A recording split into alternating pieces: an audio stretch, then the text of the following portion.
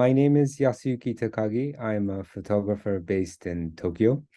Today I will present you my new book, which was just published from Tokyo by Neat Paper, called BLR. It stands for Brooklyn Lot Recordings. I moved to Brooklyn in 1993. I was accepted to Art University and I studied media arts. And at the time, Brooklyn was still a very rough neighborhood, and it was very, very different from where I grew up in Tokyo. I always took photographs as a hobby, and but moving to this new city, new place, really I was inspired by my surroundings, and I started to take pictures of basically my neighborhood where my new neighborhood where I live. I got into 35 millimeter, but then I slowly got into a square format, and I just bought a Hasselblad because the lenses were interchangeable, and I started to walk around the neighborhood and start to take pictures that way. And I really liked what I did, so I just started to do it more and more. But after 2, 3 years, obviously I got used to my surroundings and I kind of stopped doing it. But then one day, I went to the Brooklyn Museum and saw an exhibition by this Japanese woodblock painter named Hiroshige, and he had this series called The 100 Views of Edo. And Edo is the former Tokyo. After I saw the show, I bought the catalog and I realized that if I felt like Hiroshige told me that I was not looking looking enough. And I started to realize that I was looking at the map of Brooklyn and I realized that I knew nothing about Brooklyn. So I really started to study the map. And then I started to bike around with my camera and kept finding new places, new abandoned spaces. And I just kept, I continued the project continued on for almost 10 years. But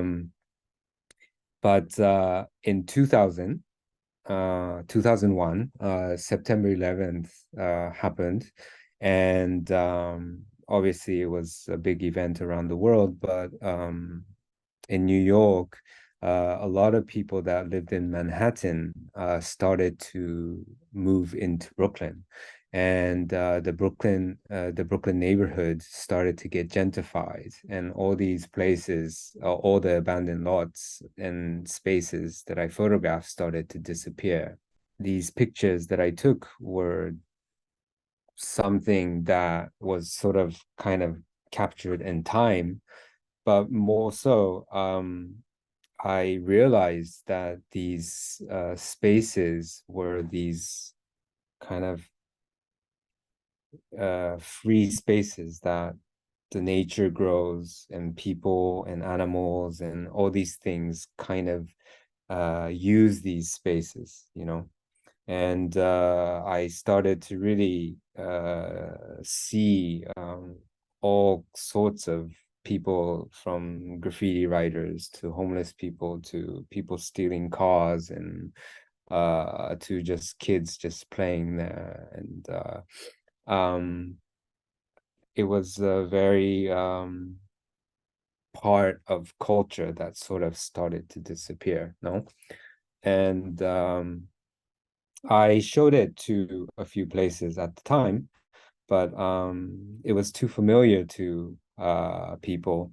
And I was part of a group show and I had it published in some magazine, but then I just shelved it for a long time.